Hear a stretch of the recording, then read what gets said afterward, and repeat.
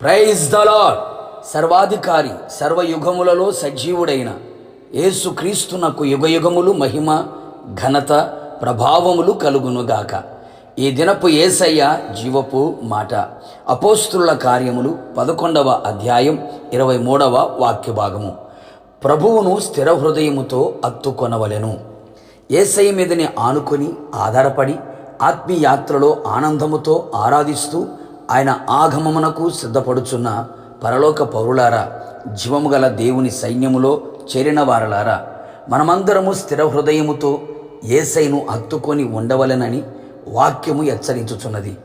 ఈ కడవరి దినములలో అనేక మంది ఆత్మీయులు మారు మనస్సు పొంది బాప్తీసం పొంది ఆత్మను పొందుకొని సంఘ సహవాసములో ఉంటూ ప్రభు వలన అనేక మేలులు పొంది లోక పాపముల నుండి, విగ్రహారాధన నుండి, అన్య ఆచారముల నుండి విడిపించబడి ప్రభు మార్గం నడుచుచు ఆత్మీయాత్రలో ఎదురవుతున్న పలువిధ శోధన, కష్టములు, శ్రమలు, బాధలలో, ప్రతికూలమైన పరిస్థితులలో, ఆర్థిక ఇబ్బందులలో, బంధువుల ఒత్తిడిలో కలుగగానే ప్రభువుని విడిచిపెడుతున్నారు. ప్రభువుని స్థిరమైన హృదయముతో హత్తుకోవడము లేదు. మరికొందరు హత్తుకొని ఉన్నట్లుగా నటిస్తున్నారు, కానీ వారి హృదయం దేవునికి దూరముగానే ఉన్నది. మరికొందరు ఆత్మీయులు ఎన్ని పోరాటములు వచ్చినను, మరణకరమైన పరిస్థితులు నిలిచినను వారి హృదయము వెనుకకు మరలనియక వారి అడుగులను ప్రభువునందు స్థిరపరచుకొని స్థిర హృదయముతో హత్తుకొని దైవ దీవెనలకు పాత్రులైరి. మన హృదయములో ఆయనను ప్రభువుగా ప్రతిష్ఠించుకొనేదము. మన హృదయము ఇటు అటు తిరగనీయక దేవుని కృపతోనూ వాక్యముతోనూ ఆత్మతోనూ నింపుకొని స్థిరపరచుకొనేదము. ఎంతోమంది పరిశుద్ధుల జీవితాలు మనకు మాదిరిగా నిలిచి ఉన్నాయి. మనము కూడా ఆ విధముగా జీవించుటకు ప్రయత్నించదము. స్థిర హృదయముతో ప్రభువుని హత్తుకొని సజీవులుగా ఆయన సముఖములో నిలిచి ఆయనను సన్నుతించెదము.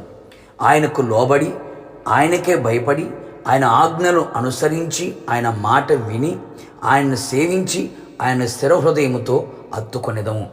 జీవమును కోరుకొనేదము. ఆయన చేసిన ఉపకారములు అన్నిటిని తలంచుచు తలపోయిచు ఆయనను హత్తుకొనేదము.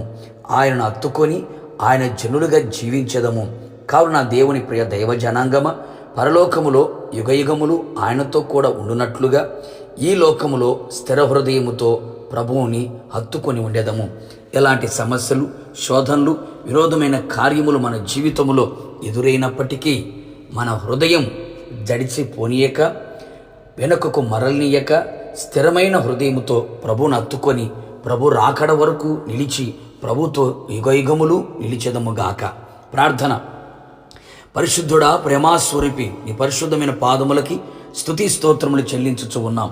మరొకసారి మీ జీవపు మాట చేత మమ్మల్ని ఆదరించి, ధైర్యపరిచి, బలపరిచి, స్థిరపరిచి మీ కృపతో నింపినందుకై మిమ్మల్ని స్తుతిస్తూ ఉన్నాం. అవును ప్రభువా, ఈ ఆత్మీయ యాత్రలో మేమంతా స్థిర హృదయముతో మిమ్మల్ని హత్తుకొని జీవించున్నట్లుగా కృప దయచేయండి.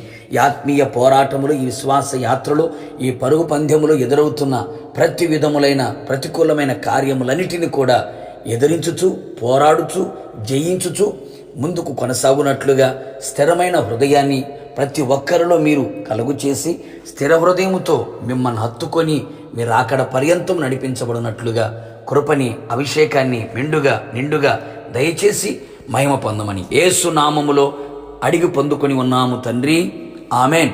నిశ్చయముగా మీరును మీ కుటుంబ సభ్యులందరూ స్థిర హృదయముతో ప్రభువుని హత్తుకొని జీవించుదురుగాక. God bless you.